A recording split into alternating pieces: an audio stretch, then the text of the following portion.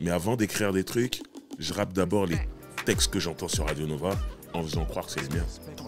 Et là, ils ont dit « Ah non, t'es fort, faut que tu viennes dans 2 semaines, carrément, dans les studios rapper avec nous. » Là, je suis comme un ouf. Là, dans ma tête, je vais vivre mon dynastie à moi.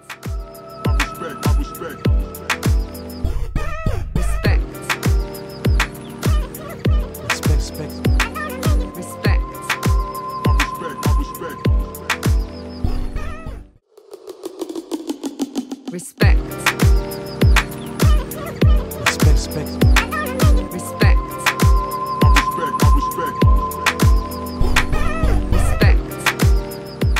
Ok, donc nouveau numéro du podcast Respect. Respect My Podcast avec... Alors je sais que je dis tout le temps que j'ai un invité un peu spécial, un peu ceci, mais là c'est spécial, plus. Je vous demande d'accueillir, que tout le monde se lève pour the one and only, the magnificent, l'architecte, Driver. Ça va quoi? Quelle introduction. Je prends. Donc voilà, et ben écoute, bon, tu sais, moi ça me fait grave plaisir que tu sois là. Ouais, content d'être là. Parce que on se connaît, mais on a partagé tellement de choses que c'était important que tu sois là pour moi. Le propre de ce podcast, on fait pas de promo. Donc Ouais. ici, t'as rien à vendre. Je t'explique. Ouais, je sais. Non, Non, mais t'étais prêt. Non, Le bling était dehors. Je peux vous donner des codes promo à tout moment. Donc, il n'y a pas de promo et on parle pas d'actualité. Ouais. Moi, ce qui m'importe, c'est... Mais j'ai un album qui arrive. C'est bon, je rigole.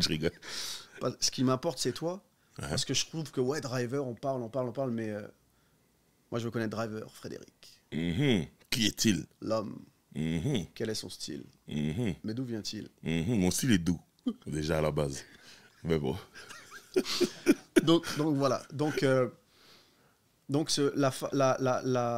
l'angle, c'est ça. Et puis, on va commencer. Donc, Driver, c'est présente-toi. Donc, tu viens de Sarcelles. Ouais. L'enfance, la famille, le contexte, c'est quoi? Moi, je suis né à Sarcelles, sur une vraie plante de Sarcelles, un vrai arbre, bientôt un fossile. Là, je suis né à Sarcelles, je vis encore à Sarcelles, je n'ai jamais déménagé de Sarcelles. Quand j'ai déménagé dans ma vie, j'ai déménagé 3 fois dans le même bâtiment. Ça veut dire que depuis que je suis né, j'ai la même adresse, mon gars. Ouais. Tu vois, t'as upgrade. Ouais, j'ai changé d'étage. Ouais, t'es monté. Je me suis baladé dans le bâtiment, ouais, voilà. C'est ça. Mais toujours la même adresse. Donc Sarcelles, c'est tout pour moi. C'est l'endroit que je connais le mieux. C'est quoi ton environnement familial? J'ai eu la chance d'avoir mes 2 parents ensemble et j'ai compris vraiment plus tard, voire en étant adulte, que c'est un luxe. Ouais. Parce qu'il y a beaucoup de couples qui se séparent et tout. Et donc, j'ai eu cette chance-là. Et j'ai un grand frère, une petite sœur. Bon, big up, le grand frère. Voilà. Et big up la petite sœur aussi. Sinon, je vais me faire marave. Moi, par respect, je big up le grand frère. Non, c'est bien. Moi, tu t'occupes de la moi sœur. je m'occupe de la sœur parce que sinon, j'aurais des problèmes. Mais bon, voilà. Super. Mes parents m'ont bien éduqué, je trouve. Je pense que je suis un gars bien. T'es sérieux quand tu parles comme ça? Et c'est grâce à eux. Et donc, t'es d'origine camerounaise? D'origine camerounaise. On va pas parler football. Ouais. Bon, on a plusieurs étoiles là, mais tranquille. Ouais, nous aussi. Voilà. Et le Cameroun, tu vois, mes parents viennent directement de là-bas. Donc, en quelle année ils arrivent? Chez App. J'étais fané. Je me suis jamais posé la question. Mais en tout cas, moi, j'arrive sur cette planète dans le milieu des années 70. Si on peut dire, voilà. Et du coup, le Cameroun, c'est très présent chez moi parce que mes parents viennent directement de là-bas. Donc la culture, c'est-à-dire la musique, la bouffe, la famille qui passe, les invités, et c'est une façon d'être. Ouais. Et du coup, tu te rends compte que, ok, quand il y a ma famille qui vient et qui discute avec mes parents, il se passe des choses, il y a des choses qui se disent, il y a une façon de parler. Et quand moi je vais à l'école, c'est pas pareil. Ouais. Donc en vérité, il y a la France et il y a le Cameroun. Et tout ça, c'est déjà dans ma vie. Ouais, c'est un peu l'histoire de tout. Voilà. De nous tous, en fait. Voilà. Ça. Mais sauf que tu vas à l'école, tu as des amis. Ils sont pas tous camerounais ou français de souche. Donc tu découvres d'autres cultures. Exact. Moi, mon quartier, quand je suis tout jeune, c'est un quartier qui est 50% juif, 50% turc. Et je prends de ces deux cultures-là. Ah ouais, turc aussi? Ouais, moi, je suis un grand culture, moi. T'es sérieux? Mais là-bas, à tous mes Turcs, vous savez, on est ensemble, voilà, tranquille. Ce que je veux dire, c'est que je me rappelle beaucoup plus des insultes que des... Voilà. Donc, on va pas dire les insultes ici, mais j'ai grandi avec énormément de Turcs. De toute façon, Sarcelles, à la base, c'est très cosmopolite. Ouais. Il y a beaucoup, grosse communauté noire, grosse communauté juive, grosse communauté turque. En ce moment, grosse communauté qui vient d'Inde, Bangladesh, Pakistan, Sri Lanka, tout ça. Pareil ça, ouais. Voilà. Donc, c'est... Voilà. Moi, je vais à l'école avec tous ces gens-là, en fait. Les rebeux, tout ça. Tous ces gens-là, et en fait, je prends de chez tout le monde. Et j'aime bien... Moi, mon délire, quand je suis jeune, c'est apprendre un mot de chaque... tu vois, de chaque langue, chaque culture et tout ça, machin. Et je suis content, ça m'enrichit, en fait. Et ouais, aujourd'hui, quand je parle avec quelqu'un et que je lui demande ses origines, je suis capable de discuter au moins d'une chose qui est en rapport avec sa culture. D'accord. C'est grâce à mon background sarcellois. Bien sûr, à mon Bailey, il se met au drivers Bailey. Ouais, je peux parler kabyle, je peux te situer Tizi Ouzou de la Grande Kabylie, ou je peux te parler d'Azazga, je peux te parler de... Tu vois? Mais t'es de la Grande Kabylie ou de la Petite Kabylie? Moi, t'as vu, je suis un peu des deux, tu vois, moitié-moitié. Non. Parce que, non, tu vois, il y a Béjaïa. Ouais. Béjaïa, c'est important, Béjaïa. Azazga, c'est important. Tizi Ouzou, c'est important. Tout. La JSK, mon gars, le football. JSK Billy, mon frère, c'est important. Tu vois ce que je veux dire? J'en ai marre de lui. Non, mais voilà. Non, je peux, tu vois ce que je veux dire? Non, mais bien. Test réussi. Ouais, non. Rebelli. Ouais, non, Rebelli, ouais, à base. Voilà. D'accord. Donc tu nais à Sarcelles. Tu fais quoi? Primaire, collège à Sarcelles, toi, Sarcelles? Lycée et tout, ouais. Je vais jusqu'au lycée. D'accord. Comme scolarité bien? Comme disait Ayam, j'ai poussé mes études jusqu'au bac. Ouais. Jusqu'au bac. Okay. Pour ceux qui connaissent le morceau du premier album d'Ayam, voire de AM Concept. AM Concept, ouais. Voilà. Et d'accord. Et donc, ta scolarité se passe bien. Toi, t'es heureux à Sarcelles? Moi, je crois que c'est partout comme ça, en fait. Moi, je crois que c'est une vie normale. D'accord. Tu sais ce que je veux dire? Tu sors pas spécialement. Quand tu grandis, tu deviens adolescent, tu vas à Paris. On a la chance, notre RERD, à cette époque-là, en 15 minutes à la Gare du Nord. Ouais. On va manger des frites merguez à 10 francs. Tu connais. Tout ça, voilà. Avec le papier rose. Tu connais. Bah, c'est la ligne, c'est la même ligne. C'est la ligne. Voilà. Donc, tu vois ce que je veux dire? Pour moi, tout le monde vit comme les Sarcellois. Ouais. C'est plus tard, quand je vais rencontrer des gens qui sont pas de Sarcelles et discuter avec eux, je vais voir que, ah ouais, non, en fait, chacun a sa spécificité. À vous, c'est comme ça. À vous, c'est peut-être mieux des fois. À nous, c'est moins bien. Ouais. Ça. À vous, c'est comme ça. À vous, c'est nul. Nous, c'est mieux. Ouais. Je comprends plus tard. Dans l'absolu. Mais au début, moi, je suis heureux. Pour moi, c'est une vie normale, en fait. Ouais. Et donc, ok.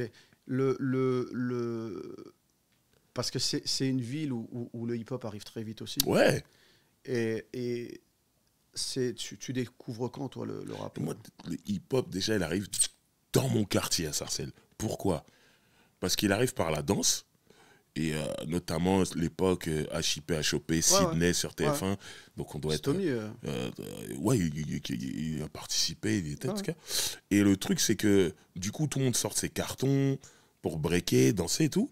Mais des fois, tu n'as pas besoin de carton parce que tu es sur un sol qui glisse. Ouais. Et moi, dans mon quartier, il y avait des dalles et il y avait un centre commercial aussi. Donc, ça glissait déjà. Ça s'appelle les flanades. C'est très important. Tu viens des Baldwins? Exactement. Ouais. Nous, on venait, une minute de chez moi. On venait aux flanades juste pour les Baldwins. Voilà, c'est une paire de baskets. Voilà. Il y avait juste des rouges, des bleus. C'est tout. Voilà. Et tu te débrouillais avec ça. Ouais. Et du coup, tous les danseurs de la ville, et même des fois extérieurs, ils venaient danser en bas de chez moi. Moi, j'avais genre 7 ans, moi, à ce moment-là. Et ça fait que j'étais intrigué. Je sais qui ces mecs qui tombent sur la tête, sur le dos, comme dans l'émission que je vois sur TF1. Tu vois ce que je veux dire? Donc, il y a à la télé, mais en même temps, il y a en bas de chez moi. Et ça fait que je regardais, je m'exerçais et tout ça. Et des fois, je rentrais dans le cercle alors que j'avais que 7 ans. Et tu avais des mecs qui avaient 17, 18 ans qui disaient « Oh, il cartonne, le petit, il cartonne !» J'étais contre. Je croisais mes bras, B-boy stance, tout. Et voilà. Sauf que, moi, voilà, en vérité, l'émission... Je ne me rendais pas compte à l'époque, mais elle n'a même pas duré 1 an à la télé. Ouais. C'est-à-dire, je ne sais plus, au bout de 6 mois, ça s'arrête.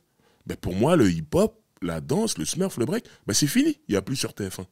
Moi, tu as 7 ans, tu vas pas à la place carrée à 7 ans dire « Ah ouais, ils sont où les b-boys ?» Donc pour moi, ça s'est arrêté. L'émission, je crois ça a été un choc pour tout le monde. Elle a ramené beaucoup de monde. Et quand elle a disparu, il y a aussi beaucoup de monde qui sont arrêtés, bien sûr. Voilà. Ouais. Et donc moi, en vérité, quand ça s'arrête sur TF1, moi, j'arrête. Et puis, je suis très culture top 50. Moi, j'aime toutes les musiques à ce moment-là. Voilà, je prends toute la musique mainstream et tout. Ouais, après, moi, j'étais plus Elsa. Salutations à Vanessa Paradis. Mais moi, Elsa, t'en vas pas. Tu peux nous dire pourquoi, si tu peux développer? Non, j'aimais beaucoup la mélodie. T'en vas pas. Si tu l'aimes, t'en vas pas. Papa, si tu l'aimes, dis-moi. Moi, c'était mon truc. Et puis, quand elle a fait son duo avec Glenn Medeiros, c'est incroyable. T'étais jaloux un peu? Non, parce que ça berçait mes quarts d'heure américains dans les booms. Il y avait George Michael et Carles Whispers, et il y avait comme un roman d'amitié avec Glenn Medeiros. T'as kiffé cette époque de boom et compagnie? Oui et non. Pourquoi? Parce que j'étais trop timide pour aller inviter des filles à danser, et ça fait que je me mettais contre le mur, et il y avait la fille à moins côté qui venait m'inviter. C'est-à-dire, moi, je me faisais inviter, mais par la fille à moins côté. Ouais. Et je suis un gars bien, moi. C'est ce que j'ai dit en début d'émission. C'est-à-dire que je dansais quand même avec elle et on est très moqueur quand on est jeune. Et les gens se moquaient de moi. Tu faisais ta BA, quoi. Ouais, mais à la fin, tout retombait sur moi. Ouais. Ah, il était avec la fille à moins côté. Ouais, mais moi, je suis un gars gentil. Mais t'as dit un truc, le karma. T'as dit un truc ancestral, quand même. T'as parlé de quart d'heure américain. Il y a plein de gens qui n'ont pas pas ce que il faut expliquer. Ah ouais. C'est quoi le quart d'heure américain, en fait? Dans une boom, on met beaucoup de musique où ça bouge, ça danse. C'est une soirée l'après-midi. Voilà. Ça danse, ça bouge, la musique bouge. Et pendant un quart d'heure, on va mettre des slows. Pour que les garçons et les filles dansent ensemble de plus en plus proches. Et puis, pourquoi ta voix change quand tu Non, parce que je suis doux. Parce que je suis doux, c'est important. Et voilà. Et pendant ce quart d'heure américain, souvent, les couples se forment, tout ça, machin. Mais il ne faut pas être timide. Alors, tu as les gens qui sont sur deux. Les mecs qui sont sur deux, ils vont inviter des filles, tout cool. Ah, là, en général, c'est les mecs les plus cotés de l'école. Ah, après, tu as les autres, ils ont le dos contre le mur, ils attendent, ils mangent des chips, ils boivent du coca. Et tu vois ce que je veux dire, et t'attends. Moi, j'attendais. Et un jour, je me suis fait inviter par la fille la moins cotée de l'école. Et les gens... Mais sur ça, j'ai une question. Par rapport à la moins cotée de l'école. Ouais. Donc, en fait, toi, t'allais dans des booms. Tu frappais les quarts d'heure américains. Et c'est la nana la moins cotée qui venait te voir. Ouais. Et toi, parce que t'es un gars bien, t'es bien éduqué, tu dansais avec la nana la moins cotée. Et après, on se moquait de toi. Mais à un moment donné, t'es quand même devenu le mec le plus coté. Des années plus tard. J'ai travaillé dur pour ça. Des années plus tard. Ouais, c'était pas évident, mais j'avais une stratégie. Ah, on va y revenir. Ouais, on va avancer tout doucement. Donc, en fait, tu découvres un peu comme moi, pareil comme nous, on découvre le hip-hop par HIP-HOP, l'émission. Voilà, on se met à breaker. Voilà. Et puis, on fait partie des peu qui restent dans cette culture, parce qu'il y en a plein qui ont lâché. Ouais. Moi, je disparais après HIP-HOP pour réapparaître après. Oula, ça me rappelle quelque chose. J'ai dû disparaître pour réapparaître. Salutations à Claude MC. Claude Big Up. Voilà. Et d'accord. Donc nous, on n'avait pas lâché. On était, je vais pas te mentir, à Creil, on était peut-être une dizaine, 15 max. Ouais. Tu vois. Et on n'a pas lâché. Et donc après, comment tu reviens? Donc toi, tu reviens par le Peura directement? Ouais, mais je me rappelle très bien comment. Comme je t'ai dit juste avant, je suis un grand fan du top 50. C'est-à-dire, je ne rate jamais le top 50. Je regarde, limite, je connaissais les classements par cœur, tellement je regardais. Et à un moment, je me rappelle d'une chanteuse orientale qui s'appelle Ofraza. Ok. Qui avait une chanson, Il Mini quelque chose. Ouais. Voilà. Et je me rappelle, c'était dans le top. Donc, c'était dans le top 50, donc je voyais souvent le clip, la chanson était dans ma tête et tout. J'aimais bien, je trouvais ça cool. Sauf que quelques années plus tard, j'entends la même voix, mais je vois deux Renois, mon frère, avec des pattes sur les côtés. Et c'était Eric B. Rakim, Paid in Full. V'là les pattes, mon frère. Ah ouais. Tu vois ce que je veux dire? Ouais. Et ils font une musique, je sais pas ce que c'est, tu vois. Tu reviens par Paid in Full? Mais oui. T'es pas je sais pas ce que c'est. Ah ouais, d'accord. Mais j'aime bien, et puis j'entends Ofraza. Je dis, mais je connais ça, mais pourquoi elle est pas là? Ouais. Tu vois ce que je veux dire? Je découvre le sample, en fait. Ouais. Mais je savais pas ce que c'était. Ouais, c'est ça. Et ça reste 2-3 semaines dans le top 50 quand même, tu vois. Et je dis, j'aime bien ça. Paid in Full, Eric Ben Rakim. Et je commence à m'intéresser à ça. Ok, c'est du rap. Donc tu reviens par la référence. C'est du rap. Ouais. Ok, voilà. Ouais. Rakim, voilà. Ouais. Voilà.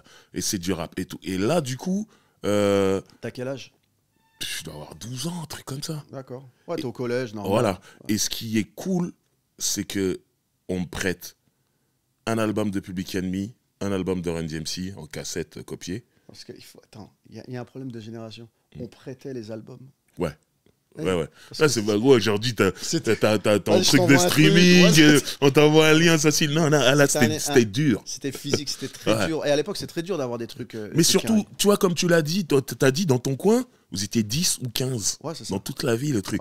Bah, en vérité, chez nous, c'est pareil. Ouais. Moi, dans ma génération, on n'est pas beaucoup. Ouais. Donc, t'as un mec qui, sûrement, son grand frère lui a fait écouter. Il me dit, vas-y, écoute ça.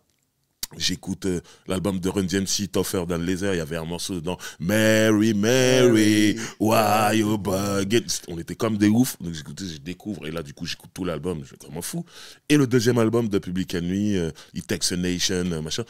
Où là, il y a Bring the Noise, il y a Rebel Without a Pause, Don't Believe the Hype.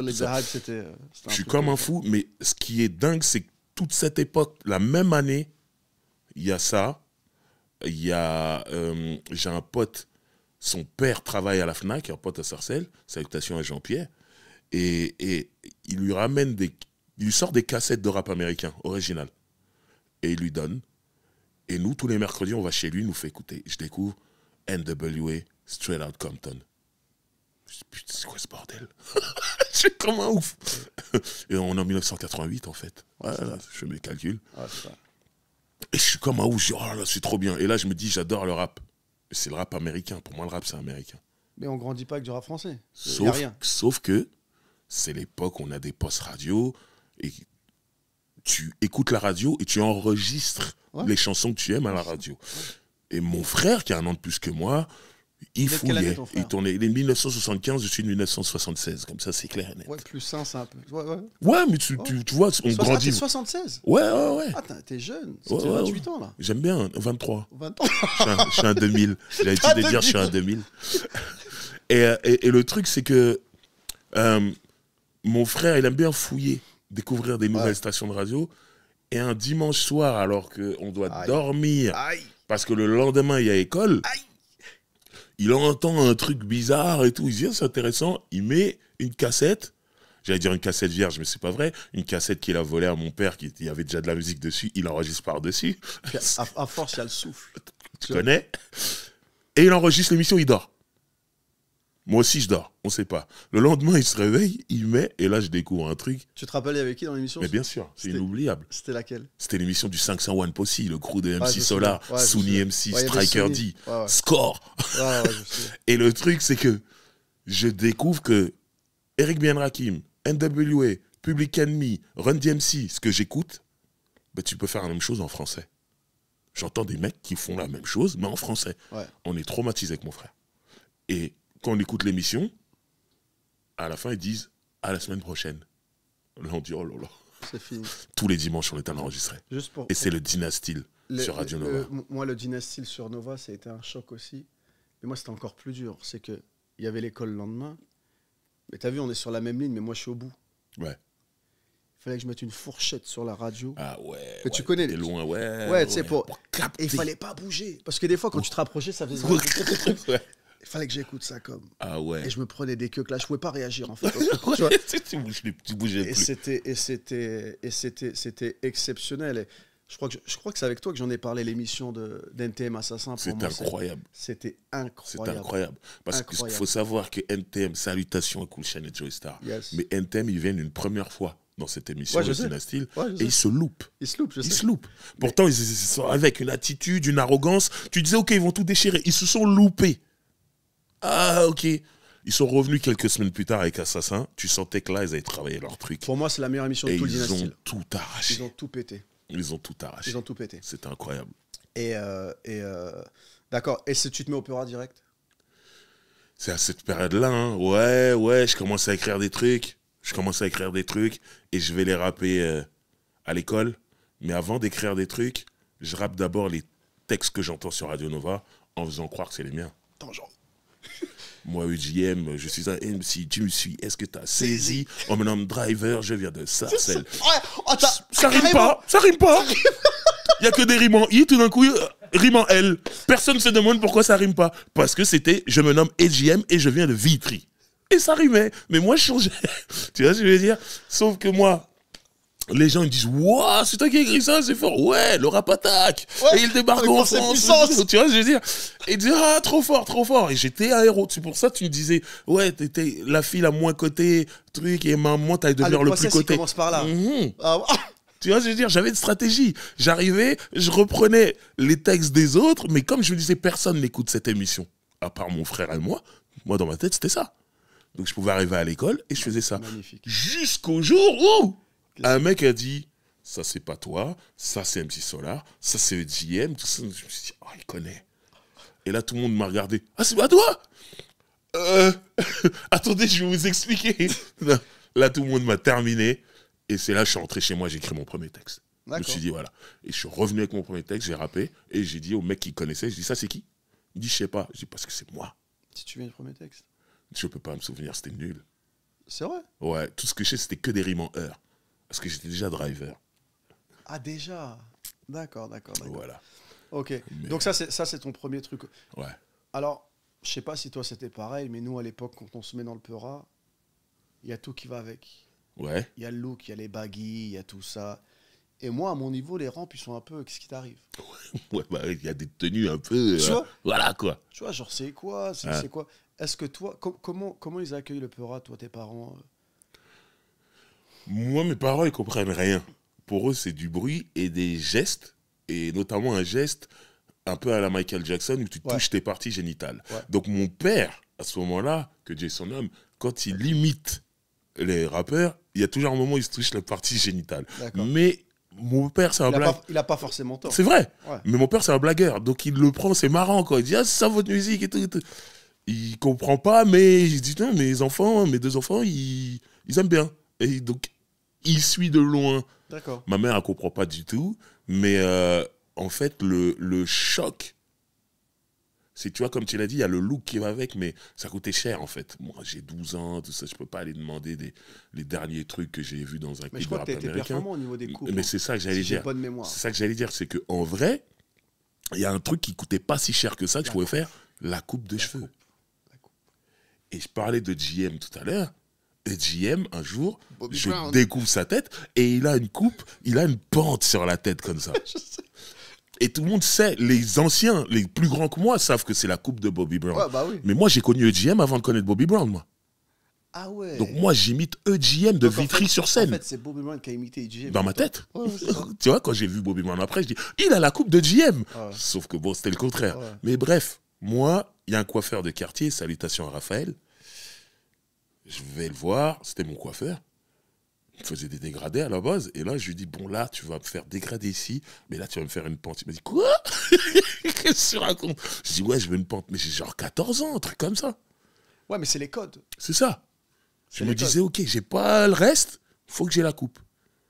Et il me l'a faite, mais il me l'a faite parfaitement. Je marchais dans la rue, les gens me prenaient pour un fou. Ouais, normal. Je disais, mais qu'est-ce que tu fais? T'es malade ou quoi? Voilà. Ouais. Sauf la poignée de mecs plus âgés que moi, qui étaient dans le hip-hop, comme tu dis, vous étiez 15 comme ça, il y avait ces mecs-là, mais ils étaient plus âgés que moi. Ils me regardaient du genre, hey, petit, genre, t'es à l'heure, toi. Ouais.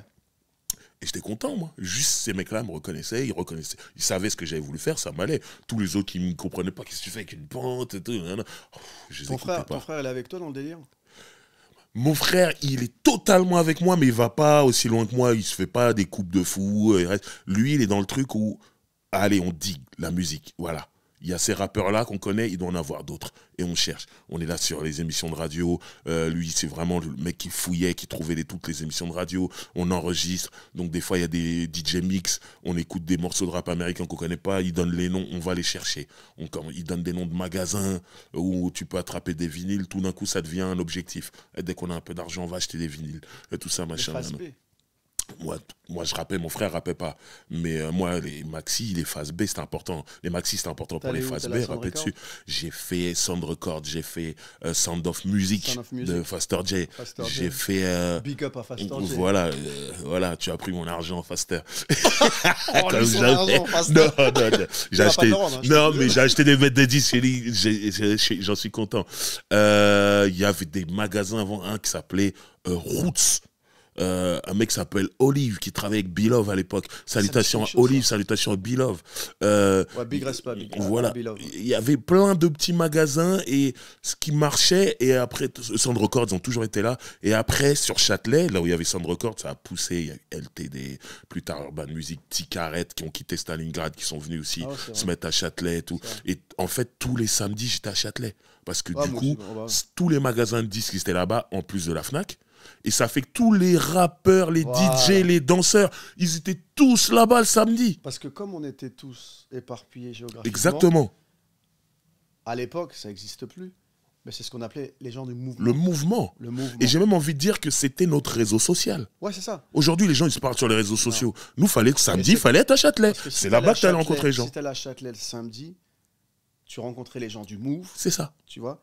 Et c'est comme ça qu'on connaissait les soirées, exactement, les concerts. IZB, c'est là qui flyait pour les concerts. De fou. Tu vois, donc c'était vraiment, c'est les réseaux sociaux avant les réseaux sociaux. C'est ça. C'était une communauté déjà. C'est ça, exactement. D'accord, ok. Et moi, j'ai cette chance d'habiter à Sarcelles.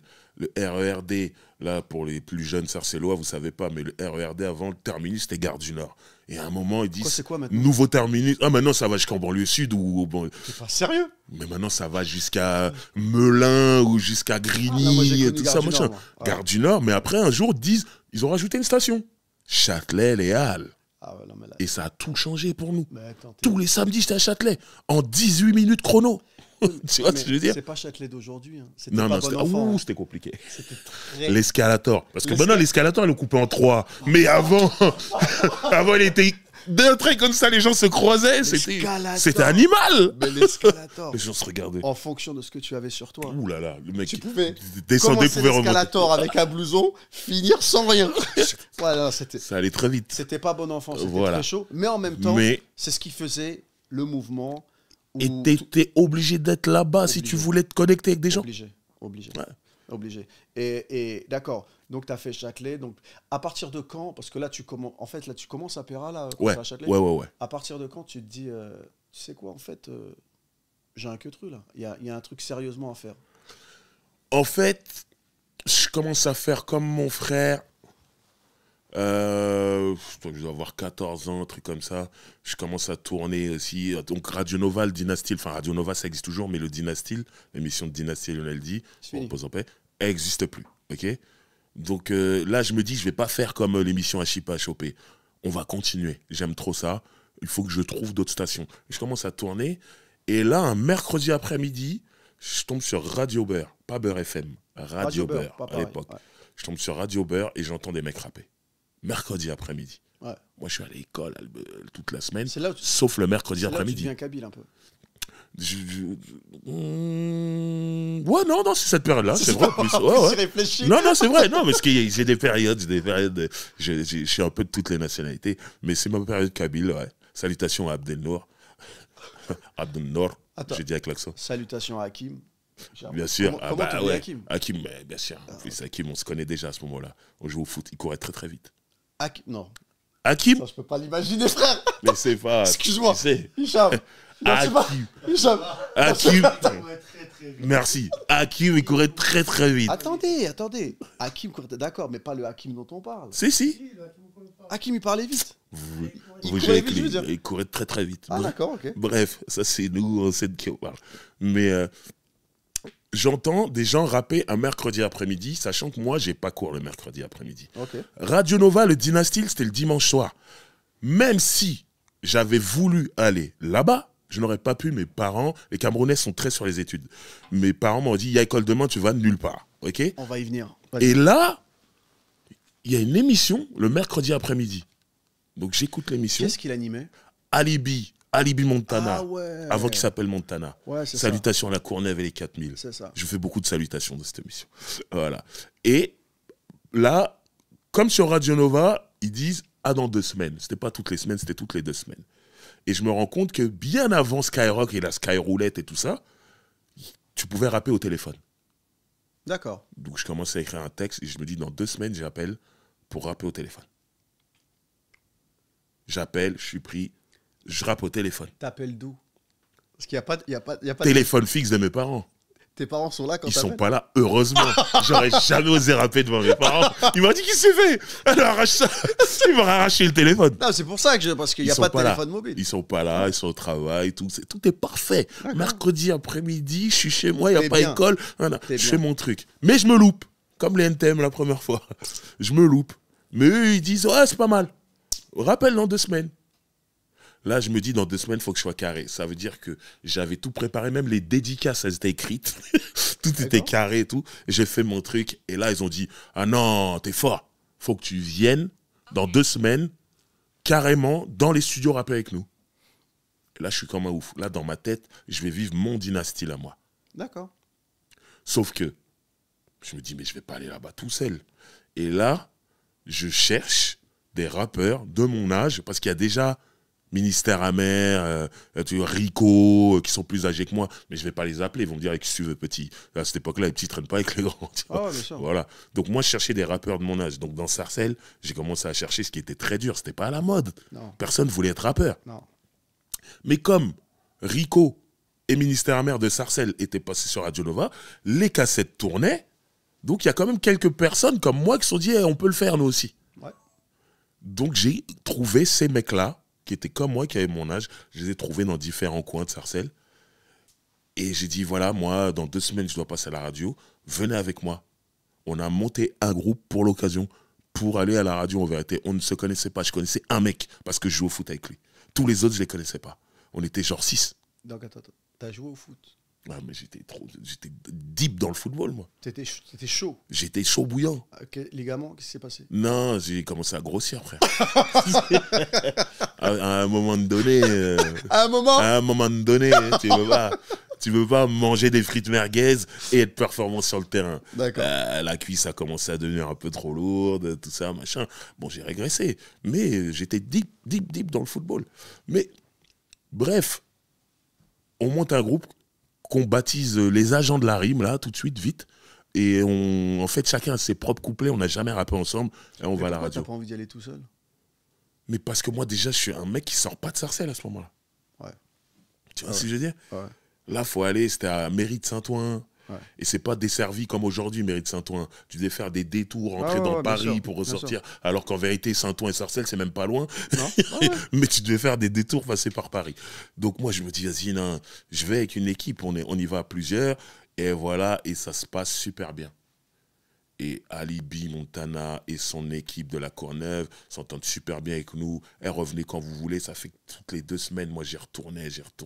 Quand les autres étaient disponibles. Donc c'est à ce moment-là que tu fais ton blaze un peu. Ouais. Là, il y a des gens qui habitent pas à Sarcelles qui commencent à connaître mon nom, Driver. Je passe à la radio, en vrai. Je suis sur Radio Bear. Ouais.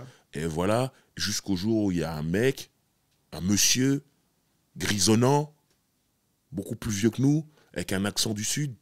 Je dirais de Perpignan, un truc comme ça, parce qu'il y a plusieurs accents du Sud, et je pense de ce coin-là.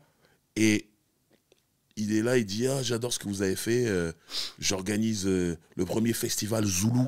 Parce que c'est comme ça qu'on disait à l'époque. Mais c'est comme ça qu'on se faisait insulter même. Aussi. Il y a les Zoulous. Ouais. À l'université Paris 8 de Saint-Denis, en 1990. Ah ouais. Voilà, j'aimerais bien que vous veniez rapper. Et moi, je dis, bah ouais. J'ai jamais fait de concert de ma vie. Hein. Il dit, ouais, vous avez monté sur scène. Moi, je dis, ouais, normal, comme si j'ai l'habitude. Ouais. Et donc, je dis aux autres, les gars, on a un concert tel jour à l'université Paris 8 de Saint-Denis. Voilà, ok. Il y aura qui à l'affiche? Et là, je vois tous mes héros de Radio Nova. Il y avait Rap Sonic, qui était en train de devenir Agasonic. C'est là, ouais, c'est ça. Ouais. C'est là où il y avait Moody aussi. Moody, tout ça. Tous les mecs que j'entendais sur Radio Nova, je vois leur nom, New Generation MCs, tout ça. Je me dis, obligé, j'y vais. Les News, c'était lourd à l'époque. Ouais, mais surtout, moi, je connais pas leur tête, moi. Personne connaît les têtes. On connaît que les voix. Ah oui. Et je me dis, je vais rencontrer tous ces mecs-là qui sont mes héros. Bien sûr qu'on y va. Et c'est comme ça que je fais mon premier concert avec le groupe, en 1990, à Saint-Denis, à l'université Paris. En fait, tu te retrouves dans un groupe, c'est un concours de circonstances. Oui, il me fallait des gens. Ouais, c'est ça. On était 6 au début. Il fallait apprécier à l'époque. Exactement. Ouais. Et après, on devient les 3 plus motivés du groupe, on termine à 3. Salutations à Asco, salutations à Géo, on termine à 3. Et après, tout doucement, eux, ils se démotivent, ils vont vers d'autres chemins. Et moi, je suis à fond là-dedans. Moi, je dis, moi, je veux faire ça de ma vie, en fait. D'accord. Et je me retrouve solo, tout doucement. D'accord. Les choses sérieuses commencent quand tu es solo, en fait. Ouais, c'est vrai, ouais. T'es toujours à l'école? Ouais, toujours. C'était quoi le but à l'école? Tu voulais faire quoi? Parce que les rampes... Je voulais faire plaisir à mes parents. Non, tout. mais les rampes... Enfin, notre génération... Ouais. Je suis un peu plus jeune que toi, mais... Ouais, totalement. Quoi ta galerie? Non, mais notre génération, en fait... les parents, la réussite ne passait que par les études. Bien sûr. Bien sûr. C'est pas comme aujourd'hui, ils ont des alternatives, Ouais. on peut faire ça. Et puis, ils font partie aussi d'une génération. Aujourd'hui, c'est nous les parents. Donc, on a plus d'outils, tu vois. On a plus de... donc, les études, c'était... Moi, je sais que quand je sors respect, je suis encore à l'université. Ouais. Ma mère, elle me dit, tu peux pas... Je lui dis, écoute, je sors le truc. Quand je signe en maison de disque, pardon, je sors le truc et je reste à l'université 1 an. Si ça va, j'arrête. Sinon, je continue. Je dis, OK. Bon, le truc a tellement pété que j'ai arrêté direct. Mais l'importance des études, parce que pour eux, c'est pas sérieux ce qu'on fait. Mais non. Tu peux pas gagner ta vie. Puis Au Cameroun, un mec qui fait de la musique, c'est quelqu'un qui est pauvre. C'est ça. Donc, mes parents camerounais ne peuvent pas me souhaiter de faire de la musique. C'est ça. Exactement ça. Et à la base, toi, tu étais parti pour faire quoi, les études? Tu voulais faire quoi? Moi, je voulais rien faire. Non. Ça veut dire que tous les métiers que j'ai dit à mes instituteurs, à mes professeurs, qu'on me demande qu'est-ce que tu veux faire plus tard, je disais un truc beau, respecté, respectable, pour faire plaisir, mais c'est pas ça que je voulais faire. Quand j'étais petit, je disais que je voulais être dentiste, j'en avais rien à foutre d'être dentiste. Après, j'ai commencé à dire journaliste, je m'en foutais d'être journaliste. Bon, aujourd'hui, bon, voilà quoi. Mais voilà, j'ai dit des métiers pour faire plaisir, machin, mais en vrai, j'avais aucune idée de ce que je voulais être jusqu'à ce que je découvre le rap. Et que je vois MC Solar sortir Qui sème le vent récolte le tempo avec succès. On s'est dit, là, on peut faire de l'oseille. C'est ça que je me suis dit, mais donc ça peut être un métier. Le mec, il est là, il a la télé, il a la radio, il fait des concerts, tout ça. Même pas de l'oseille, parce que j'avais pas la perspective de l'argent. Non, être reconnu, vu et reconnu. Voilà. C'est exactement ça. Parce qu'on connaissait rien des deals, on connaissait rien. Voilà, mais en même temps, gagner de l'argent pour rassurer tes parents. Ouais. Je sais pas si on avait le recul de faire autant d'argent. Non, je sais même pas combien il touchait. Voilà, c'est ça. Je peux pas te dire ça. Mais il m'avait l'air d'être bien. Tu sais, à l'époque, c'était simple. Hein. Tu voyais un mec tout le temps à la télé, tu disais, ouais, il a de l'argent. Il est bien. Voilà. Donc, il m'avait l'air d'être bien. Donc, je me disais, c'est possible. Donc, c'est à ce moment-là que je me dis, mais je peux pas dire à mes parents, je vais être rappeur. Donc, je le fais sans jamais rien leur dire. J'avance, je fais mes trucs. Quand tu signes en maison de disque, ils le savent. Ils sont... Quand je signe, au début, je signe d'abord en édition. Je touche un chèque, une avance. Je viens avec ce chèque. Et je le mets sur la table de mon père. Voilà. Tu vois ce que je veux dire? Voilà, j'ai signé un contrat pour faire de la musique. Le rap là, que je fais, là, vous ne prenez pas au sérieux. Ben là, ça y est, c'est sérieux. J'ai signé chez Polygram à l'époque et fusionné avec Universal après. Blablabla. C'était l'époque des belles avances. Des belles avances, je monte le contrat. Et surtout, tu vois, moi, j'ai un père qui travaille dur, mais qui touche pas l'argent que je ramène sur ce chèque. Il touche ça, pour toucher ça, il doit travailler des années. Je ramène d'un coup. Mais c'est ce que je te disais dans ton podcast. Quand moi, j'ai ramené mon chèque, j'avais presque honte, c'était indécent. C'est ça. Tu vois, c'est indécent. C'est tes parents. Il fera jamais cette oseille. Tu vois ce que je veux dire? Toute sa vie. Et là, t'arrives, truc... Et sauf que moi, mon père, il a pas vu genre, oh la honte, mon fils, il gagne plus d'argent que moi. Il était très content. Et il m'a dit, donc c'est sérieux. Ouais, voilà, il y a telle boîte derrière, tout ça. Et ça, cet argent, c'est pour toi. Ouais, regarde. Ok. Écoute, mets ça à la banque, fais pas n'importe quoi. Et avec ma mère, maintenant, on te supporte. Et on est avec toi. Et à partir de ce moment-là, mes parents ont toujours été derrière moi. Est-ce que tu te souviens la première fois qu'on se rencontre? Moi, je me souviens très bien. T'es pas sérieux. Mais je pense que toi tu t'en souviens pas. Non, moi, je m'en souviens. Tu sais quoi? Moi, je m'en souviens, moi. T'es sérieux? Ouais. C'est où? Alors, toi, tu vas être plus précis que moi dans les dates.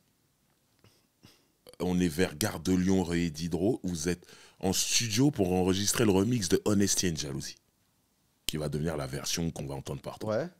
Ok. Donc c'est cette Donc on période-là. a 95. Voilà. Ouais. Moi, je suis avec des gars de chez moi, Desh et d'autres gens.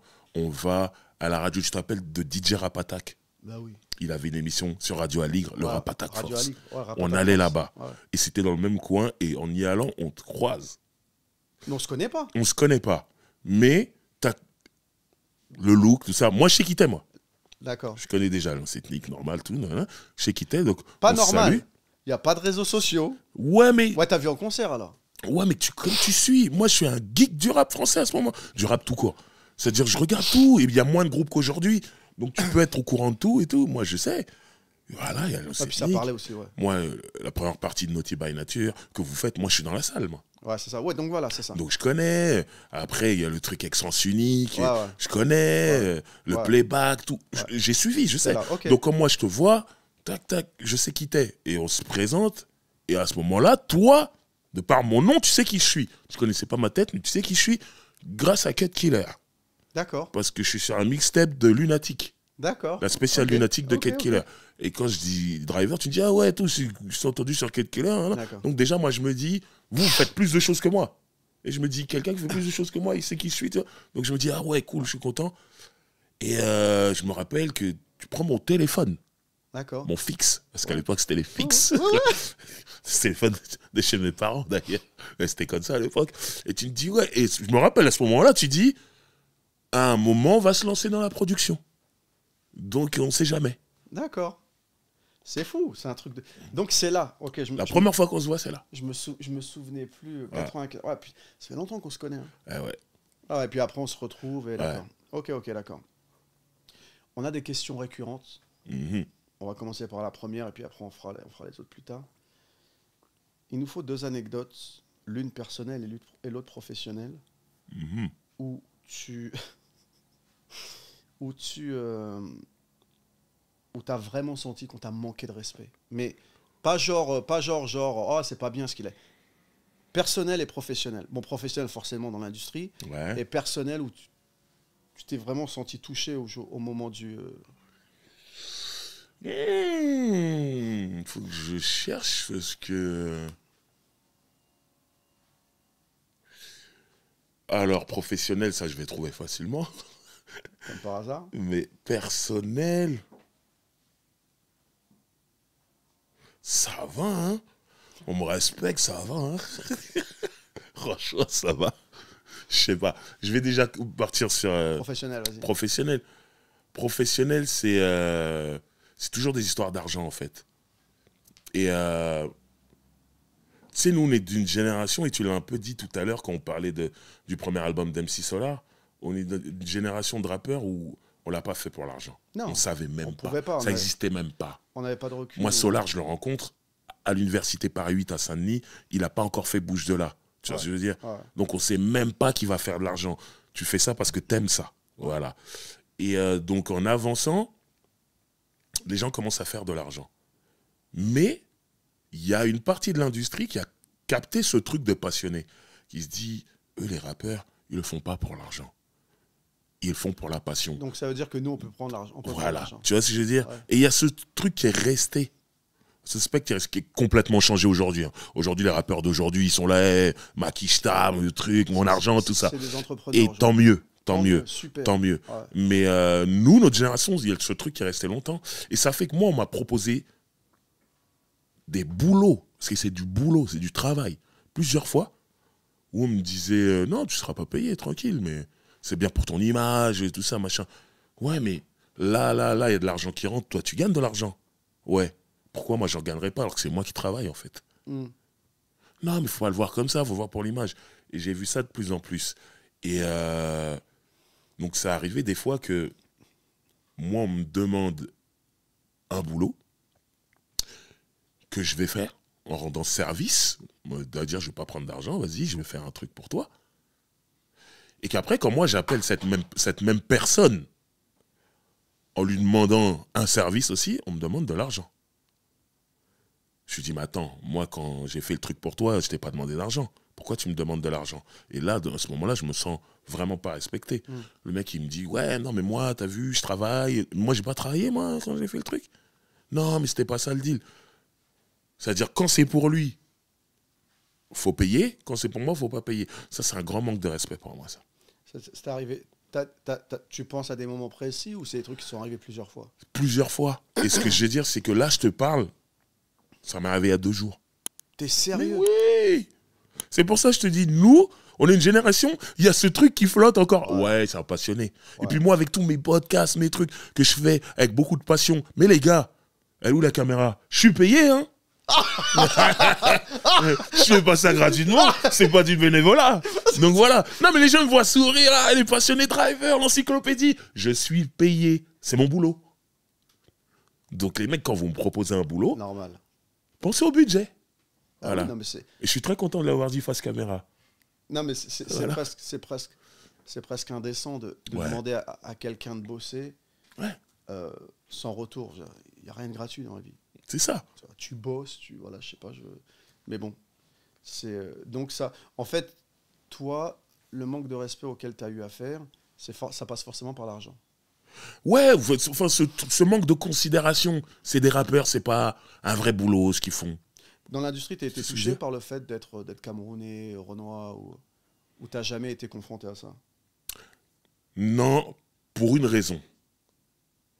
Moi, j'appartiens à la génération Jacques Toubon, Skyrock, les quotas, il faut de la musique, plus de musique française à la radio. Donc du coup, Skyrock se met sur le rap, on va jouer du rap, et du coup, toutes les maisons de disques vont signer des rappeurs. Moi, j'arrive à ce moment-là, moi. Ça fait qu'il n'y a pas de truc, il est noir, il est camerounais. On veut des rappeurs. À ce moment-là, t'appelais, tu disais n'importe quel major. Hein. Oui, j'aimerais un rendez-vous avec vous, je suis rappeur. Venez tel jour, 15h, tout. Donc c'était la fête. C'était la fête. Donc je peux pas dire que j'ai... C'est quoi ta vision de l'industrie dans laquelle tu as évolué? Pas aujourd'hui, hein, mais à l'époque, en tant qu'artiste, c'est quoi ta vision de l'industrie?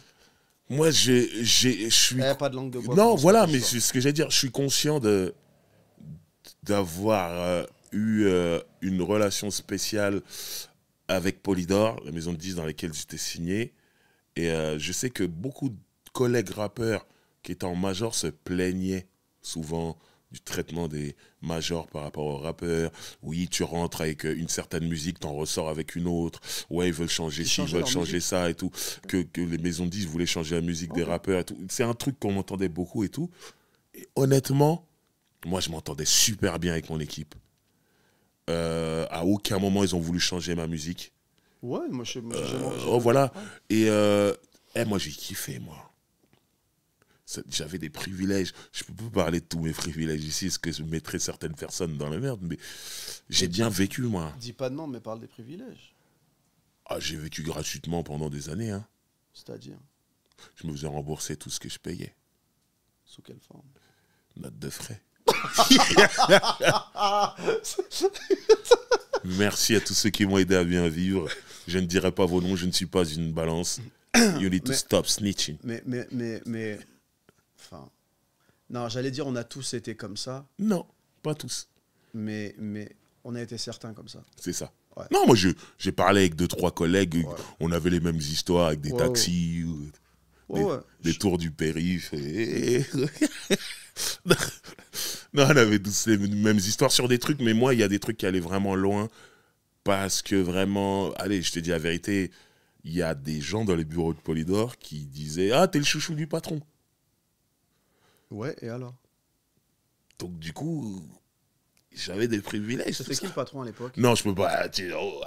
Attends, Polydor à l'époque. Non, j'en ai connu 2 patrons. Donc c'est l'un ou l'autre. Voilà. Mais pour ceux qui vont faire leur calcul, c'est l'un ou l'autre. Je ne balancerai pas. Mais ce que je veux dire... Noms, c'est qui? De toute façon, je m'entendais très bien avec les 2. Mais il y en a un, il m'a trop bien traité. Bon, j'ai trouvé.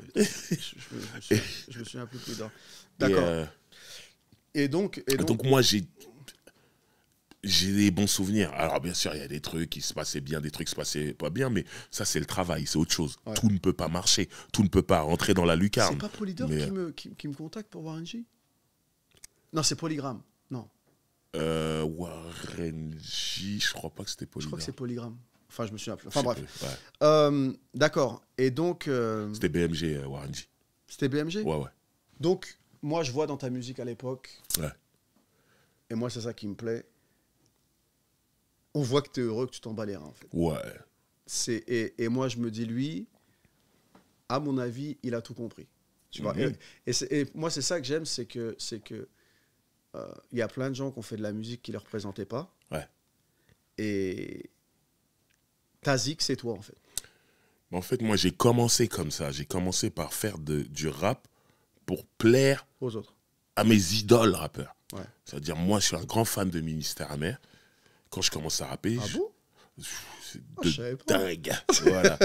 Et quand je commence à rapper, je veux juste que ces mecs-là me valident. C'est mes grands, en fait.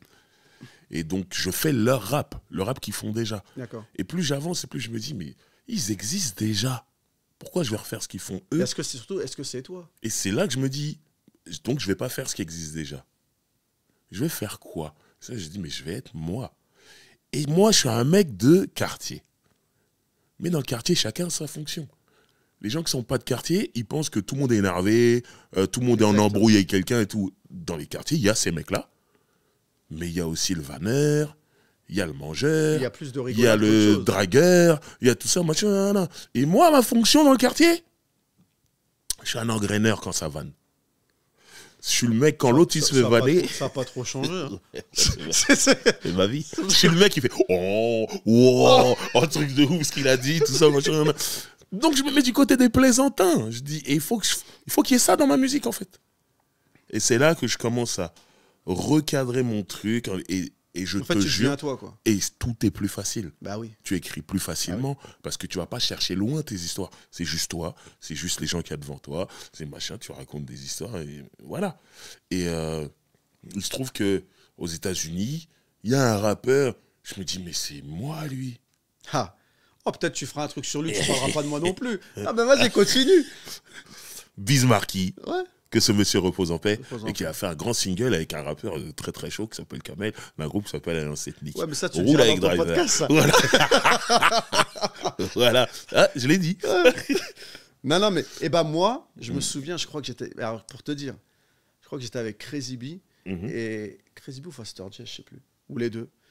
Et on parlait de toi, je crois qu'on était en studio. On a eu la même réflexion. Ouais. Pour nous, tu étais le Bismarcky français. En fait. Ah, on m'a beaucoup dit ça. Mais ça dépasse le côté physique. Et bien tout. sûr, bien sûr. C'est musicalement l'esprit. L'approche. Ouais. Et bon, on pouvait que kiffer, nous. On pouvait que kiffer. Ouais. T'as des enfants, Driver?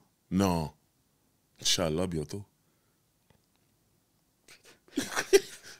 Qu'est-ce que j'ai dit? Donc, les enfants, Inch'Allah, bon, ouais, pourquoi pas? Ouais. Pourquoi jusqu'à maintenant Non, tu sais, j'ai été happé par cette vie rapide, cette fast life.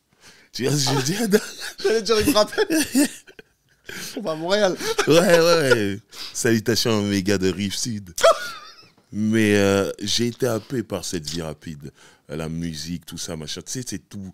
C'est quand même un métier où tu dois, quand tu le fais bien, selon moi, tu dois penser à tes 2 prochains mouvements. Toujours la suite. Ce que tu dois faire, la suite. Et tu peux t'oublier. Tu peux oublier de fonder une famille. Tu peux truc, machin. Non, mais moi, je te connais trop. Ouais, non. Tu peux endormir les gens. J'endors pas. Mais tu sais que tu vas pas m'endormir. Je suis en train de te dire vraiment ce qui sort de mon cœur, mi corazón. Tu vois? Non, mais en fait, c'est pas. Peut-être que t'as jamais eu envie, en fait. Non, c'est pas ça. J'adore les enfants. mais le truc, c'est que je me suis oublié, vraiment. Tout le temps en train de penser à mes 2 prochains mouvements. C'est pas possible. Et il faut, en vérité, que je fasse une pause pour m'occuper de ma vie de famille. Mais, donc, en fait, le problème, j'ai pas envie de faire cette pause. Le problème, c'est pas d'avoir trouvé la bonne... T'as trouvé la bonne personne, déjà. Ça bégaye. Non, je pense que je l'ai déjà croisé. Ah, tu l'as pas retenu? C'est ça. Non, c'est ça. On a dit qu'on se disait tout ici. C'est ça. Donc, tu la cherches plus? Bah, je sais où elle est. Ah, tu la connais? Donc, j'ai pas à la chercher, je sais où elle est. Mais je crois qu'elle a fait sa vie. D'accord. C'est un regret pour toi de ne pas avoir d'enfant à cet âge-là ou pas? Non, parce que t'as vu, je peux en avoir demain. Non, si mais je sais, mais t'as vu, avoir des enfants à certaines étapes, c'est pas la même chose. Ouais, T'en as un certain âge. Ouais, mais tu vois, je pense que si t'as des enfants, il faut que tu sois quand même à 100% pour t'en occuper et tout. Et je pense qu'avant, J'étais tellement dans mes 2 prochains mouvements dans la musique que j'aurais pas été prêt. Aujourd'hui, je pense que je suis beaucoup plus organisé et que là, si j'ai des enfants, j'espère des triplés directs, comme ça on rattrape le temps perdu. Et je m'en occuperai comme jamais, là je suis prêt. Ce genre de super papa. Donc là, en fait, là tu peux nous annoncer une bonne nouvelle à n'importe quel moment. Ah, Inch'Allah. D'accord, c'est cela, oui. Voilà. Non, c'est bien, d'accord. Voilà. Et toi, maintenant, alors maintenant, c'est la musique, j'ai pas envie de dire c'est accessoire. C'est toujours une passion, mais c'est plus sur le côté. Ouais. En fait, tu te fais plus plaisir qu'autre chose. Ouais. T'as plus une notion de carrière. Non, c'est plus... J'ai envie de m'amuser. Tu sais, pareil, quand je te parle de ces 2-3 mouvements d'avance dans la musique, quand tu es dans l'industrie, quand tu as une maison de 10, donc un producteur qui investit de l'argent sur toi et tout ça, tu dois toujours penser à avoir des résultats. Et ça peut casser ta créativité, de toujours penser aux résultats. Ouais. Il y a une pression. Et je suis... En vérité, pourquoi les résultats? Pour gagner de l'argent. Pour que le producteur gagne son argent et que toi, l'artiste, tu gagnes ton argent. Et voilà, et que tu puisses vivre et tout, machin. Il se trouve qu'aujourd'hui, de par mes autres activités, j'ai trouvé un moyen de gagner de l'argent. Ouais. Donc ma musique, je peux la faire librement, sans avoir ce truc de « il me faut des résultats », non, je me fais juste plaisir. Ouais, c'est ça. Mais tu lâches pas. J'aime trop ça. C'est en moi, j'essaye d'arrêter, je suis vite revenu. Ouais. J'aime trop ça. J'ai besoin de faire ça. Quand je ne le fais pas pendant un certain moment, mon corps me rappelle que je dois le faire. C'est physique. Non, c'est intéressant. Ouais. Non, mais c'est intéressant. C'est comme moi le rapport au beatmaking, en fait. Tu fais. C'est presque thérapeutique. Ça va quelque part ou pas, t'as fait. Ouais, t'as fait. Moi, ça m'arrive de prendre des séances de studio. Je prends 4 heures, j'enregistre plusieurs morceaux et je sors, je suis content. Je sais même pas si je vais les sortir, les morceaux. Mais ils sont enregistrés. Bon, il se trouve que j'ai ma petite machine, mon petit label qui fait que je peux sortir de la musique quand je veux. Donc en général, ça sort. Voilà. J'ai cette chance. Donc je le fais. Je me fais plaisir. Et j'ai des personnes qui me suivent, qui sont toujours contents quand je sors de la musique, et qui vont dessus, qui streament, qui machin. Ton label, c'est toi ou t'as des artistes aussi? Il y a des artistes, mais c'est en Afrique surtout. Ah ouais? Ouais, j'ai des artistes au Sénégal. Salutations à Deep, salutations à l'homme que l'on appelle Dope Boy. Ils sont au Sénégal, sénégalais, Dakar, moi, je fais Sénégal des salutations un peu plus générales à tous les Sénégalais, toutes ces Sénégalaises. C'est un super pays. Voilà. Okay. Et d'accord. Donc aujourd'hui, toi, ta vie, c'est les podcasts. Ouais, des soirées. Je host beaucoup de soirées avec des DJ. T'es heureux? J'adore ça. Je fais la fête. C'est dur d'hoster des soirées, de faire des podcasts et puis d'être papa en même temps. Tu vois ce que je veux dire? C'est pour ça qu'il faut gérer. Super papa. Ouais, mais bon, les soirées, c'est pas tous les soirs. D'accord. Les soirées, c'est le week-end. Donc, à partir du moment où tu trouves une bonne maman... Tu rigoles, tu sais que t'es dans la demi-heure. Tu dis à la maman, je suis pas là ce week-end. Voilà. Non, mais je peux le gérer. Ce que je veux dire, c'est que hoster une soirée, c'est pas faire un concert. Non, ça n'a rien à voir. J'arrive les mains dans les poches. Je dois pas me dire, oh là, faut que je me rappelle de ce couplet. Non. Chaud, tu vois ce que je veux dire? C'est tu viens avec ta bonne humeur, ton ambiance, et tu rajoutes une chaleur en plus de ce que le DJ met. Et voilà. Donc ça va. Je trouve qu'aujourd'hui, ma vie, elle est beaucoup plus cool qu'à l'époque. Donc bien sûr que je suis prêt pour être papa. Déposez vos CV. Ah, mais le pire, c'est qu'il est sérieux. D'accord.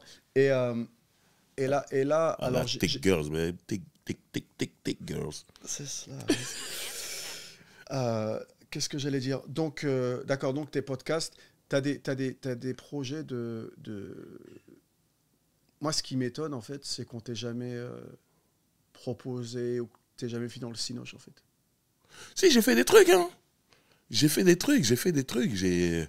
Et j'ai adoré ça. T'as fait quoi? C'est un autre style de vie où les gens te payent comme si tu étais en Angleterre à la fin de la semaine. J'aime ça. J'aime ce genre de mouvement. On n'est pas obligé d'attendre la fin du mois, se dire oh, c'est déjà la fin du mois. Ah ouais, mais là c'est dimanche, j'ai pas reçu mon virement. Non, vendredi, ton téléphone vibre et tu reçois ce virement. Ouais. J'aime ça. Ouais. Bon, on a l'impression que je parle que d'argent, mais c'est cool de jouer la comédie. J'aime beaucoup. Mais c'est vrai, tu l'as fait? Ouais, je l'ai fait. Comme ça, de tête, j'ai joué dans un film qui s'appelle Une nuit avec Roche Dizem, Sarah Forestier et Samuel Le Bihan, qui est un super Il y a polar. longtemps? Ouais, il y a quelques années. J'ai joué dans un film, une grosse production qui s'appelle Robin des Bois, la véritable histoire, avec Max Boublil, Gérard Darmon, Ray Habitant, Malik Bentala, Géraldine Nakache. On est tous partis en Hongrie, c'était n'importe quoi. Je me suis bien amusé. J'ai fait. Mais est-ce que petit 1, est-ce que tu as envie d'en faire plus? Est-ce que tu as envie d'être dans ce genre de film? Mais j'ai un agent. J'ai un agent. Je suis sérieux dans ce truc-là. Ah ouais. Non. Et dans quel genre de film tu as envie de jouer? Si tu avais le choix. Moi, là, tout de suite, j'aimerais beaucoup. Il y a deux types de films que j'aimerais faire. Une love story. Parce que j'ai besoin de montrer l'amour que j'ai en moi. Putain, j'en ai marre. Non, mais quoi? J'ai besoin que les gens voient ça. Et je pense que je le jouerais super bien. Et l'autre, c'est un polar, mais un polar genre Rick Hunter et Didi McCall. Tu vois ce que je veux dire? T'as cette référence d'ancien. Un flic, mec, et une flic, tu vois, meuf, ensemble, duo, tout ça, j'arrive avec un flingue tellement gros que l'inspecteur Harry dirait non, c'est trop. Tu vois ce que je veux dire? Harry Callahan, il serait pas prêt pour mon flingue. Voilà. Voilà. Ça, c'est les deux films, là. C'est deux films que je veux tourner. Ok. Donc, c'est ça que tu veux faire. Ouais, une love story. Ou alors un truc de flic, mais ce genre de flic, tu vois, comme Alonso dans Training Day, un sale flic. Mais t'es plus dans le mode film français ou film carré, en plus? Tu sais, moi, je m'adapte à tout, moi. Je peux, même aux États-Unis, je peux venir le donner avec un léger accent français quand même. Mais tout doux. Ouais, toujours doux. Mais toujours quoi? Doux. C'est important. Faut caresser le dé. Non, moi, j'aime. On parle beaucoup surtout quand on est à la culture hip-hop, le cinéma américain. J'adore le cinéma américain, mais j'ai de l'amour pour le cinéma français. J'ai grandi aussi avec ça. Moi, je suis un grand fan de Louis de Funès. Tu vois, toute cette époque-là. Tu vois ce que je veux dire? Bourvil, tout ça. Moi, voilà. Et ça fait que je trouve en comédie, les Français sont forts. Ils sont trop forts. Donc, enfin, en tout cas. Voilà. Donc, non, moi, j'ai pas de problème avec ça. C'est quoi ton. Je te parlais de questions récurrentes, on va en faire une autre. C'est quoi ton rapport à la spiritualité et au divin? Ouais. Moi, déjà, je crois en Dieu. C'est très important. Et par contre, je m'intéresse beaucoup aux religions. Toutes. Je me renseigne sur toutes les religions. Par contre, j'en pratique pas une plus que l'autre. Je suis chrétien de par mes parents. Et je vais même aller plus loin parce que c'est rare. Je suis protestant, pas catholique. Ah ouais? De par mon père. Et je ne vais pas au temple, je ne prie pas spécialement, je parle à Dieu. Quand tu dis tu t'intéresses aux religions, ouais. Dans quel objectif? Dans quelle optique? De mieux comprendre Dieu, en fait. Ce que je veux dire, c'est que je me suis pas dit je suis chrétien, alors je ne veux pas savoir ce qui se passe chez les musulmans, chez les juifs, chez les bouddhistes, chez les hindous, tout m'intéresse. Et quand je rencontre des gens qui pratiquent ces religions-là, j'aime bien qu'elles me racontent, qu'elles me parlent. Ça m'aide à comprendre des choses, parce qu'il y a beaucoup de choses qui se rejoignent, et des fois non. Et après, moi, je me fais mon idée. Hein. Donc tu crois en Dieu? Je crois en Dieu. C'est quelque chose au quotidien qui te... ça t'impacte au quotidien, ça influe sur tes décisions, sur ta façon d'être avec les gens. Ouais. Non, clairement, il y a des choses, je sens qu'on me regarde, tu vois ce que je veux dire? Donc je ne veux pas faire certaines choses parce que je sens qu'on me regarde. Après, il y a des choses, je les fais, et je me dis, pardonnez-moi. Parce que, voilà, je sais que c'est pas super bien. Ouais, je ne suis qu'un humain, je ne fais pas tout bien. Mais le plus important pour moi, c'est de savoir demander pardon. C'est-à-dire, tu sais qu'on te regarde. Ouais, déjà tu sais, c'est... Le fait de regretter, déjà, t'es à moitié pardonné, déjà. C'est ça. C'est que tu sais que t'as été dans l'erreur. Voilà. Donc, je sais qu'il y a un Dieu. Je pense que c'est le même pour tous. Et voilà, c'est pour ça que j'aime bien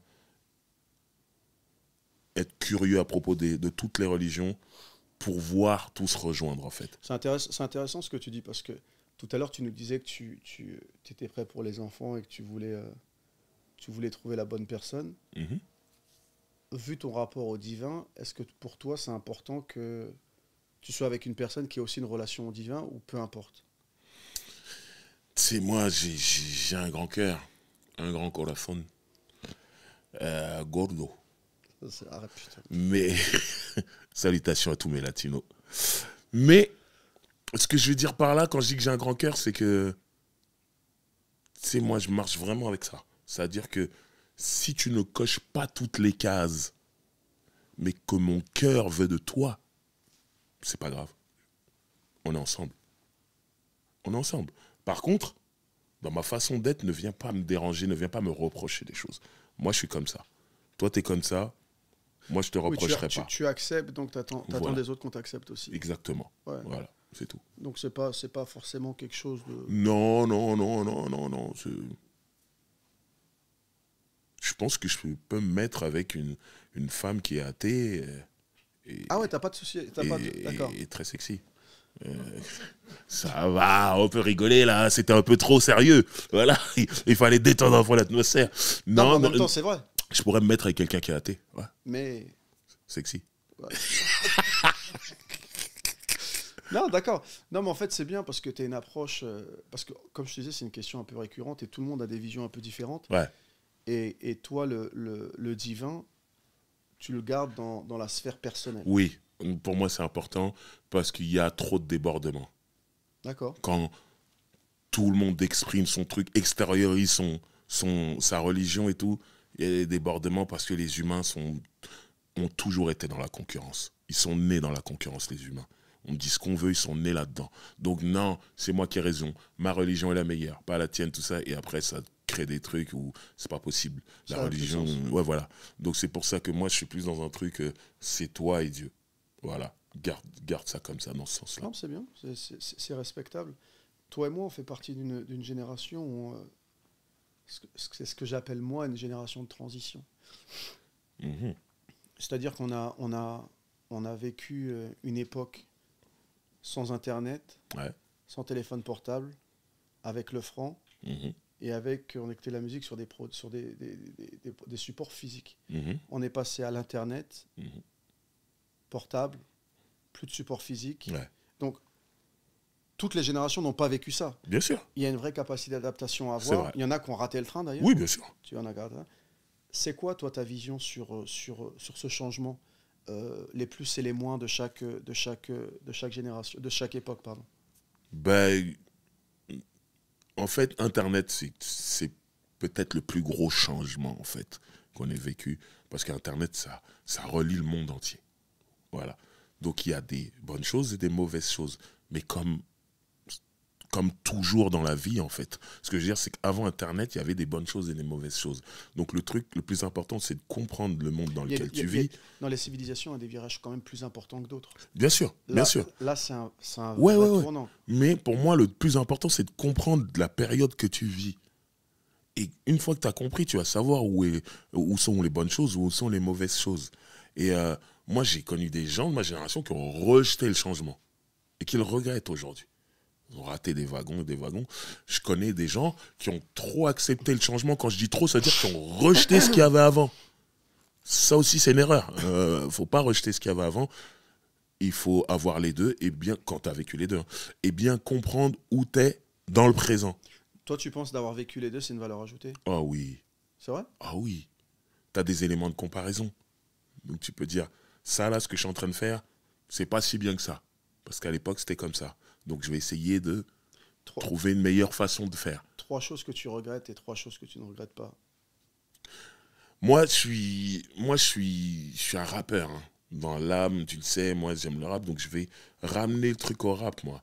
Ça veut dire que Internet, c'est un super outil pour parler directement au public, sans intermédiaire. Et ça, je trouve, bravo, super. Mais en même temps, Internet, c'est la porte ouverte à tout le monde. Ça veut dire qu'on est trop. Il n'y a plus de filtre. Pourquoi toi plus qu'un autre? Ouais. Le public, il est juste là, ok. Mais comment tu vas le toucher alors que vous êtes, je sais pas combien de millions et tout ça, machin.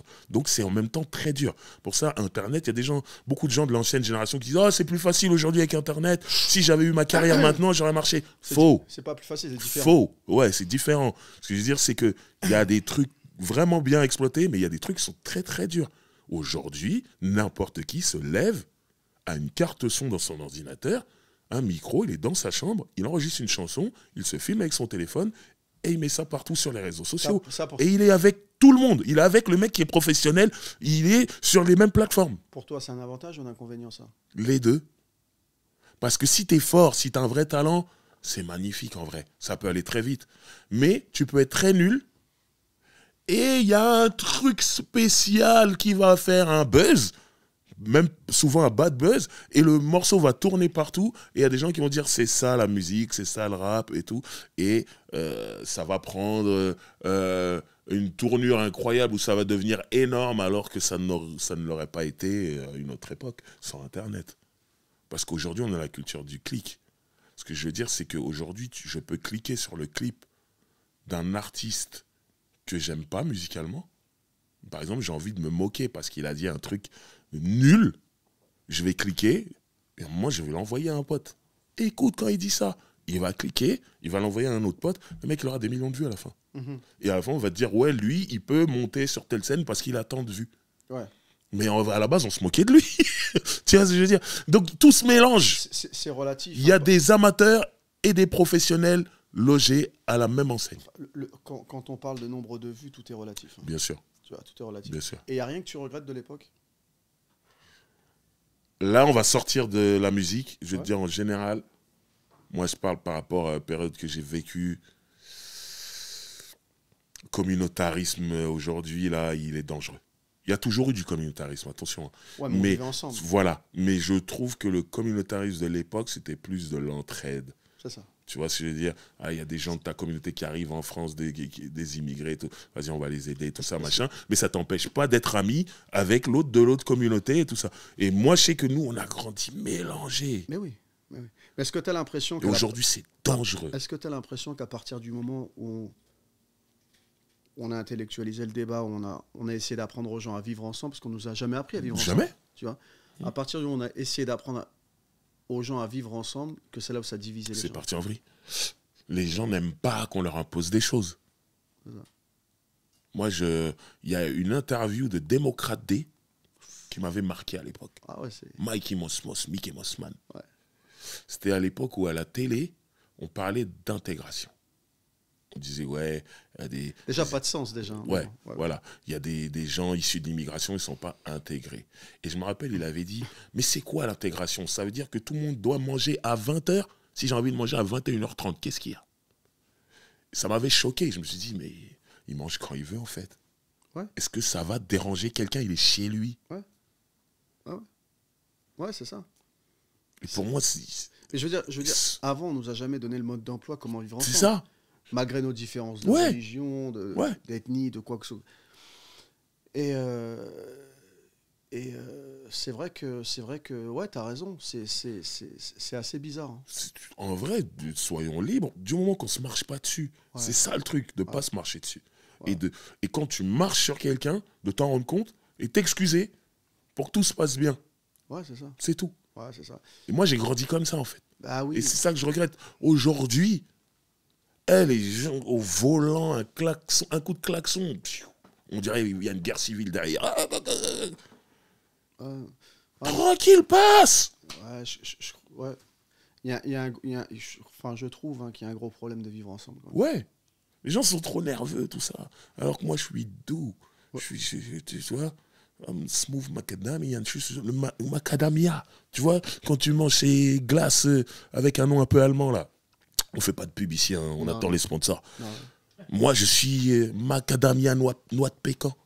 Le macadamia, là, il dit... Ah, t'es plus ça. Moi, le macadamia, il est... Ouais, non, mais c'est cool aussi. C'est cool aussi, mais macadamia, c'est doux. Ah non, je suis d'accord. Non, mais je suis d'accord. Moi, je suis comme ça, moi. Je suis d'accord. Mais... On veut mélanger avec tous ces gens qui sont énervés au volant. Passez. Je suis d'accord. Mais bon, j'ai pas le permis. Je voulais pas le dire. Mais je suis tout le temps dans des voitures. Je suis un rider. T'es un vrai rider. Ah ouais. T'es la définition du boss. T'as des drivers. Tu vois ce que je veux dire? Et on est là, on écoute cette musique, on bouge la tête, on recule le siège et on ride, tu vois. Non, c'est charmé. Donc, ouais. C'est quoi tes objectifs là, prochains? Moi, c'est prendre du bon temps. Je suis là pour ça. Je veux être heureux jusqu'à la fin de ma vie. C'est-à-dire? En faisant plein de choses qui me rendent heureux. Tu vois, là, tout de suite, là, ce qui me rendrait heureux, manger un hot dog. Ça fait longtemps que je peux manger un hot dog. Un chien chaud. Ça, je peux pas rester ça. Non, mais quoi? Je suis sérieux. Un chien chaud. Un chien chaud. Ça fait longtemps que je n'ai pas mangé un hot dog. Là, avec... ça veut dire que si on t'amène un chien chaud, on est... Je le mange avec des oignons frits et de la moutarde. Et avec un peu de chou. Tu sais, ouais, normal. Voilà. Ouais, normal. Voilà. Celui de New York, là, qui vendent dehors. Là. Dehors, là? Ouais. $1. Voilà. Moi, là, ça me rendrait heureux. Je suis pas compliqué, moi, dans la vie. Une bonne bouffe, une histoire d'amour. Si on peut lui ramener un chien chaud. Voilà, un chien chaud. Je suis content. Bon, bah, super. Des glaçons. J'adore avoir des glaçons dans mes boissons. Même en hiver. Ça me rend heureux. Je te parle de... Je suis pas compliqué. Et moi, je veux être heureux jusqu'à la fin de mes jours. Donc je veux des glaçons. Je veux des chiens chauds. Techniquement, Ouais. Ouais. Non, c'est ça. Ouais, t'as vu, excuse-moi. Non, mais là, j'essaie juste d'être heureux. Je peux regarder le truc. Donc ça veut dire que si jusqu'à la fin de tes jours, on t'amène des chiens chauds et des glaçons. Après, je change, j'ai des périodes. D'accord.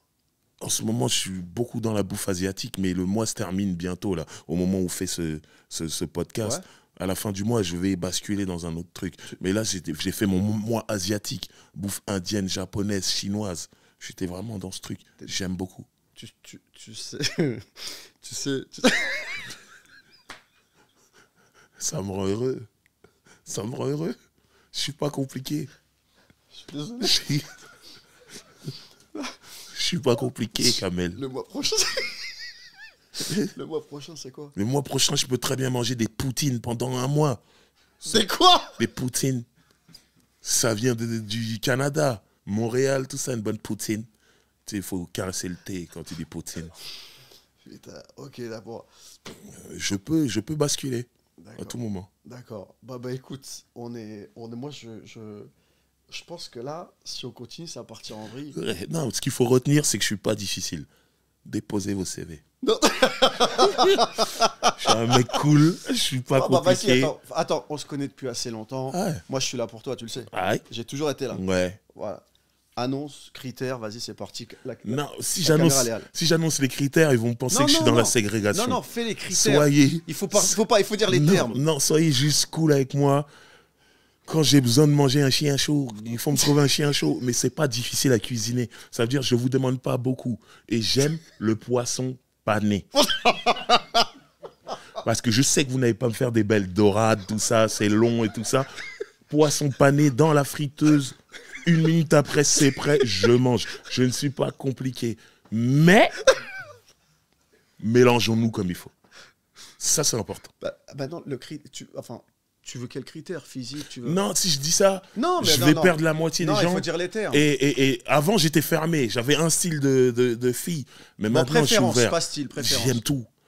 Le plus important, ayez des manucures incroyables. J'aime les filles qui font plein de simagrées sur leurs ongles. Ça veut dire des couleurs, des diamants, tout ça. J'aime ça. Vive la manucure. La manucure, c'est important, les filles. Moi, j'aime ça.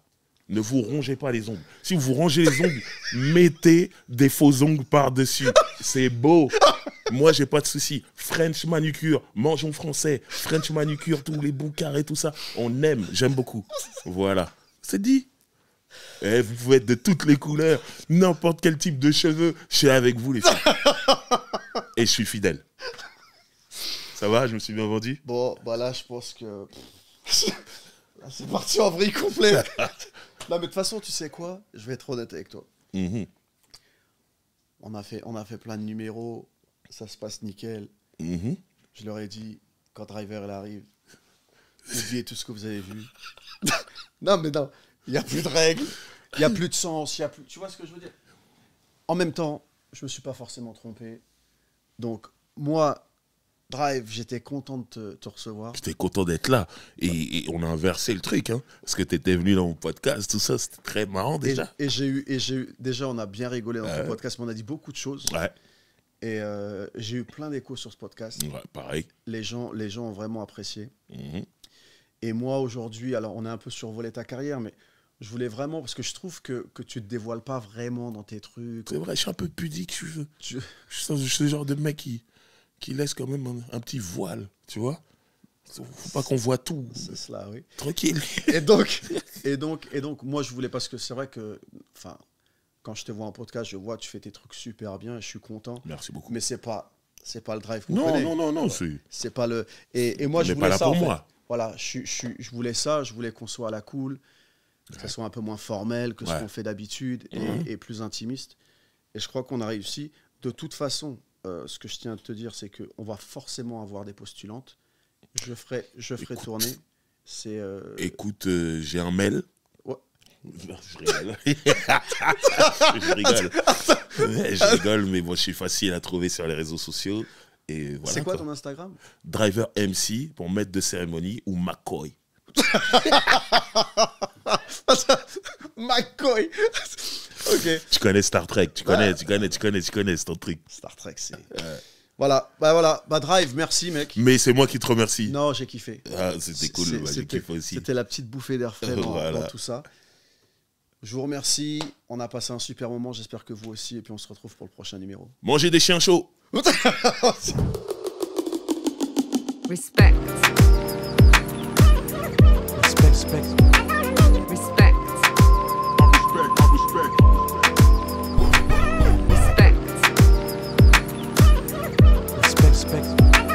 Respect.